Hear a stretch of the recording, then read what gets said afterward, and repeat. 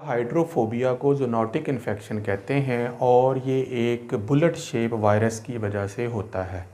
ये virus dogs, cats और दूसरे एनिमल की बाइट्स यानी काटने की वजह से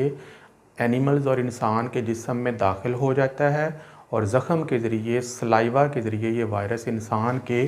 जिस्म में मौजूद नर्वस सिस्टम पर अटैक करता है और उसकी वजह से जो सिम्टम्स हैं हाइड्रोफोबिया की वो अपीयर आती हैं, जिसमें फ़ीवर है, हेडेक है, नोज़िया और वॉमिटिंग है, जिस्म में शेकिंग होती है, एंजाइटी होती है, हाइपर एक्टिविटी होती है, स्वॉल्विंग ख़ास तौर पर पानी को निगलने में डिफ़िकल्टी होती है, मुंह से रालें बहती हैं, एक्सेसिव सलाइवा प्रोड्यूस होता है और ख़ास तौर पर इस बीमारी को हाइड्रोफोबिया इसलिए कहा जाता है क्योंकि इस बीमारी में इंसान और एनिमल को बहुत ज़्यादा पानी से खौफ आता है, जिससे उसकी जान भी जा सकती है।